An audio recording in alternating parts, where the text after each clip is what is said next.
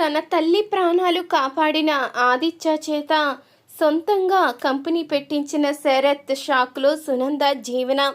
అసలు ఇదంతా ఎలా జరిగింది తెలుసుకోవాలి అనుకుంటే వీడియోని చివరి వరకు స్కిప్ చేయకుండా చూసేయండి. అలాగే పాపే మా Jeevan Jyoti serial latest episode టీవీలో కన్నా ముందుగా చూడాలి అనుకుంటే వెంటనే మన ఛానల్ని సబ్స్క్రైబ్ చేసుకొని పక్కనే ఉన్న గంట సింబలపై ఆల్ అని క్లిక్ చేయండి. ఆదిత్య అయితే సునందన్న మాటల గురించే ఆలోచిస్తూ ఉంటాడు. నాకు నేనుగా పేరు సంపాదించుకోలేనా? కేవలం సునంద శశికాంతుల కొడుకుగాని నాకు గుర్తింపు ఉంటుందా? నన్ను నేనుగా గుర్తింపు పొందలేనా అంటూ ఆదిత్య ఆలోచిస్తూ ఉండగా ఇంతలో ఫోన్ కాల్ అయితే వస్తుంది, క్యాబ్ కావాలని. అప్పటికి ఆదిత్య అయితే కారు తీసుకొని వెళ్తూ ఉండగా అనుకోకుండా దారిలో ఒక పెద్దావిడైతే కళ్ళు తిరిగి పడిపోతుంది. అది చూసిన ఆదిత్య అయితే కంగారుగా ఆవిడనైతే తన కారులో ఎక్కించుకొని హాస్పిటల్కి అయితే తీసుకుని వెళ్తాడు. అప్పుడే డాక్టర్ అయితే ఈమెకే కొంచెం సీరియస్గానే ఉంది, వెంటనే ఆపరేషన్ చేయాలి, మీరు డబ్బులు పే చేస్తే మేము ఆపరేషన్ అంటూ ఉండగా అప్పుడే ఆదిత్యకైతే ఏం చెయ్యాలో అర్థం కాదు. ఇప్పుడు నా చేతిలో చిల్లి గవ్వ కూడా లేదే, ఇప్పుడు నేను ఏం చెయ్యాలి? ఈమెకేమో వెంటనే ఆపరేషన్ అంటున్నారు, ఈవిడెవరో కూడా నాకు తెలియదు అంటూ ఆలోచిస్తూ ఉండగా అప్పుడు నర్సు అయితే వస్తుంది.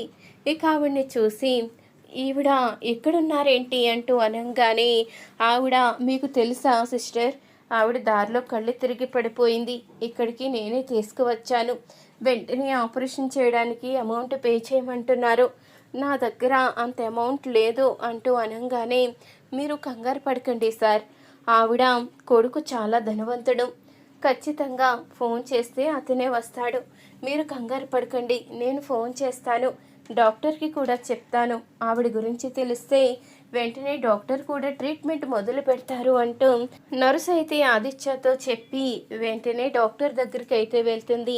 డాక్టర్, ఆవిడెవరో కాదు, బిజినెస్ మ్యాన్ శరత్ గారు కన్న తల్లి, మీరు కనుక ఇప్పుడు ఆపరేషన్ చేయకుండా డబ్బుల గురించి ఆలోచిస్తే ఆయన మన హాస్పిటల్నే లేకుండా చేస్తాడు, దయచేసి మీరు ఆపరేషన్ మొదలు పెట్టండి అంటూ నర్సు చెప్పంగానే, అవునా, మరి ఆ మాట ఇంతకు ముందే చెప్పలేదేంటి, పద వెంటనే ఆపరేషన్ స్టార్ట్ చేద్దామంటూ డాక్టర్ అయితే చెప్తూ ఉంటాడు. మీరు ఇక్కడ జాయిన్ చేశారు కానీ ఎవరన్నది వివరాలు చెప్పలేదు కదా, ఆవిడ బిజినెస్ మ్యాన్ తల్లంట, అతను గనక తలుచుకుంటే మా కంపెనీని లేకుండా చేస్తాడు, వెంటనే ఆపరేషన్ చేస్తామంటూ డాక్టర్స్ అయితే ఇక ఆమెను ఆపరేషన్ థియేటర్కి అయితే తీసుకువెళ్తారు. ఇంతలో అది చూసిన ఆదిత్య అయితే ఆవిడ ఒక బిజినెస్ మ్యాన్ కన్న తల్లి కాబట్టి అంత వాల్యూ ఇచ్చి వెంటనే అమౌంట్ కట్టకపోయినా తీసుకువెళ్ళిపోయారు. అదే ఇప్పుడు ఈ పరిస్థితిలో నాలాంటి వాళ్ళు ఉంటే, చేతిలో రూపాయి లేని వాళ్ళు ఉంటే వాళ్ళ పరిస్థితి ఏంటి? డాక్టర్లు దేవుళ్ళతో సమానం అంటారు కదా, కానీ ట్రీట్మెంట్కి చేతిలో ఒక్క రూపాయి లేకపోతే ఇలాంటి పరిస్థితులే వస్తాయేమో.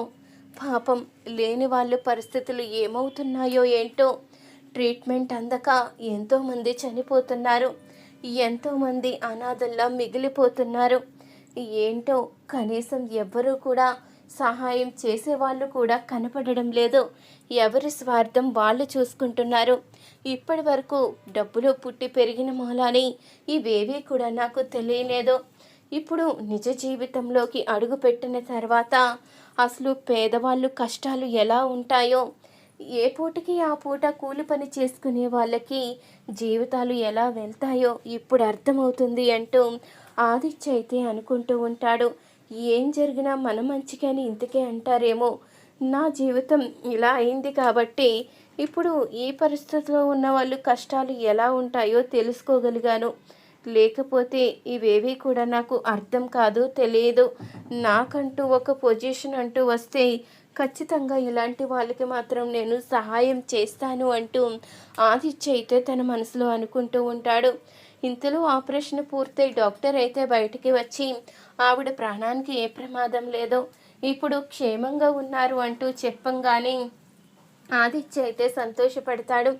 ఇంతలో నర్స్ అయితే శరత్కి ఫోన్ చేయడంతో శరత్ అయితే కంగారుగా అక్కడికి వస్తాడు.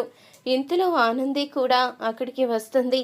అప్పుడిక డాక్టర్ని అయితే శరత్ అడుగుతూ ఉంటాడు, ఇప్పుడు మా అమ్మకి ఎలా ఉంది, తను క్షేమంగానే ఉందా అంటూ అనంగానే మీ అమ్మగారి ప్రాణానికి ఎలాంటి ప్రమాదం లేదు, సమయానికి అతను తీసుకువచ్చాడు కాబట్టి మీ అమ్మగారు ప్రాణాలతో బయటపడ్డారు అంటూ ఇక అనంగానే అప్పుడే ఆదిత్యాన్ని చూసిన శరత్ అయితే మీరా, మీరు మా అమ్మగారిని తీసుకువచ్చారా అంటూ అడుగుతూ ఉంటాడు. అప్పుడే ఆనంది కూడా వస్తుంది. అప్పుడు వాళ్ళిద్దరినీ చూసి మీ ఇద్దరు ఇక్కడే ఉన్నారా, మీ ఇద్దరు కేడీ గవర్నమెంట్కి సంబంధించిన వాళ్ళు కదా, నాకు ఇంకా గుర్తుంది. ఆ రోజు మీరిచ్చే పర్ఫార్మెన్స్ నాకు ఎంత బాగానో నచ్చింది. ఇప్పటి వరకు నేను చీరలు డిజైన్స్ విషయంలో ముందున్నాను, ఎవ్వరూ కూడా నాకు పోటీ లేరు. కానీ ఆ రోజు మీరు గీసిన డిజైన్స్ కానీ మీరు ఇచ్చిన పర్ఫార్మెన్స్ కానీ నాకు ఎంతో బాగా నచ్చింది. అసలు నేనే షాక్ అయ్యాను, ఇంత బాగా చీర గురించి చెప్పొచ్చా, ఇంత బాగా ఈ డిజైన్స్ చెయ్యొచ్చా అని. మిమ్మల్ని చూస్తే ఆనందంగా ఉంది. కానీ కేడీ గవర్నమెంట్స్ తరపున ఎవరు వర్క్ చేస్తులేదని తెలిసింది, ఏమైంది అంటూ అడుగుతూ ఉండగా అప్పుడే ఆదిత్య అయితే ఏమీ మాట్లాడకుండా మౌనంగా అయితే ఉంటాడు. ఇంతలో నర్సు అయితే శరత్ని పిలుస్తుంది. ఒక్క నిమిషం ఆదిత్య గారు, ఇప్పుడే వస్తాను అంటూ ఇక పక్కకైతే వెళ్తాడు శరత్ అయితే. అప్పుడు ఇక నర్సు అయితే చెప్తూ ఉంటుంది, ఈరోజు మీ అమ్మగారు ప్రాణాలతో బయటపడ్డారు అంటే దానికి కారణం ఆదిత్య గారే. వాళ్ళిద్దరూ భార్యాభర్తలు అంటూ అనంగానే ఏంటి, వాళ్ళిద్దరూ భార్యాభర్తలా అంటూ అడుగుతూ ఉంటాడు శరత్ అయితే. అవును సార్ అంటూ ఇక జరిగింది మొత్తం అయితే చెప్తుంది నర్సు అయితే. ఇక మొత్తం జరిగిందంతా తెలుసుకున్న శరత్ అయితే ఆదిత్య ఆనంది దగ్గరికి అయితే వస్తాడు. అప్పుడే ఇక వాళ్ళతో మాట్లాడుతూ ఉంటాడు. నేను మీ చేత సొంతంగా కంపెనీ పెట్టించాలి అనుకుంటున్నాను. అది నా హ్యాండ్ ఓవర్లో కాదు, మొత్తం మీరు చూసుకునేలాగే. నేను కేవలం పెట్టుబడి పెడతానంతే. మీరు బిజినెస్లో డెవలప్ అయిన తర్వాత నేను పెట్టిన పెట్టుబడి నాకు తిరిగి ఇచ్చేయచ్చు. ఆ కంపెనీ మీ సొంతం అవుతుంది. మీలా టాలెంట్ ఉన్న వాళ్ళు ఇలా కారు డ్రైవర్గానో ఇంట్లో వంటలు చేసుకుంటేనో మిగిలిపోకూడదు. మీరు ఉన్నత స్థాయికి రావాలి. ఈ రోజు నా తల్లి ప్రాణాలతో బయటపడింది అంటే దానికి కారణం మీరే. ఆ ఒక్క కారణంతో, అలాగే మీ గురించి తెలుసు కాబట్టి అందుకని ఈ బిజినెస్ పెట్టించాలి అనుకుంటున్నాను. కానీ మీరు మాత్రం తప్పుగా అర్థం చేసుకోకండి. మీరున్న పరిస్థితికి జాలిపడి ఇది ఇస్తున్నాను అనుకుంటున్నారేమో. లేదు, మీలా టాలెంట్ ఉన్న వాళ్ళు ఇలా వెనక్కి ఉండిపోకూడదు. మీలాంటి వాళ్ళు ముందుకు వస్తేనే మన దేశం కూడా బాగుపడుతుంది అంటూ ఇక శరత్ అయితే ఆదిత్య ఆనంది ఇద్దరికీ కూడా సొంతంగా కంపెనీ పెట్టుకోవడానికి అయితే సహాయం చేస్తాడు. ఇద్దరి చేత సొంతంగా బిజినెస్ అయితే పెట్టిస్తాడు. ఇది మీ టాలెంట్ని చూసిస్తున్నాను, మీ సర్టిఫికెట్స్ ఏమీ కూడా నాకు అవసరం లేదు. మీ మీద నాకు నమ్మకం ఉంది. మీరు ఉన్నత స్థాయికి వెళ్తారని కూడా అనిపిస్తుంది. అప్పుడు నేనిచ్చిన అమౌంట్ వడ్డీతో సహా తీసుకుంటాను అంటూ శరత్ అనగానే అప్పుడే ఆదిత్య ఆనంది ఇద్దరు కూడా చాలా సంతోషపడుతూ ఉంటారు. మీరు మమ్మల్ని గుర్తించి ఇలా ఎంకరేజ్ చేస్తున్నందుకు చాలా సంతోషంగా ఉంది. మాకు సహాయం చేస్తున్నందుకు మీకు ఎప్పటికీ రుణపడి ఉంటాము అంటూ అనగానే అయ్యో, దీంట్లో రుణపడి ఉండేదేముంది, మీకు టాలెంట్ ఉంది కాబట్టి నేను సహాయం చేస్తున్నాను. టాలెంట్ లేకపోతే నేను కూడా ఏమీ చెయ్యలేను కదా, కాబట్టి మీరు నాకు రుణపడి ఉండవలసిన అవసరం ఏమీ లేదు అంటూ ఆదిత్య ఆనంది చేత ఇక సొంతంగా బిజినెస్ అయితే మొదలు పెట్టిస్తాడు శరత్ అయితే. ఈ విషయం తెలుసుకున్న సునంద జీవన ఇద్దరూ కూడా షాకే చూస్తూ ఉంటారు. నా విలువ తెలిస్తే ఖచ్చితంగా నా కొడుకు తిరిగి వస్తాడు అనుకున్నాను, కానీ వాడికి ఇలాంటి అవకాశం దొరికింది అంటూ సునంద అయితే షాకే చూస్తూ ఉంటుంది.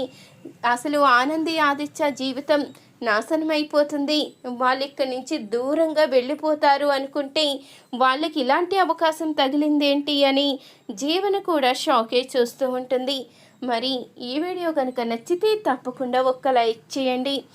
అలాగే పాపే మా Jeevan Jyoti serial latest episode టీవీలో కన్నా ముందుగా చూడాలి అనుకుంటే వెంటనే మన ఛానల్ని సబ్స్క్రైబ్ చేసుకొని పక్కనే ఉన్న గంట సింబలపై ఆల్ అని క్లిక్ చేయండి. అప్పుడే ప్రతి వీడియో మీరు మిస్ కాకుండా చూసేవచ్చు. అలాగే ఆదిత్య ఆనంది ఇలాగే ఉన్నత స్థాయికి వెళ్ళి సునంద జీవనికి షాక్ ఇవ్వాలని మీరైతే కోరుకుంటే ఎస్ అని కామెంట్ చేయండి.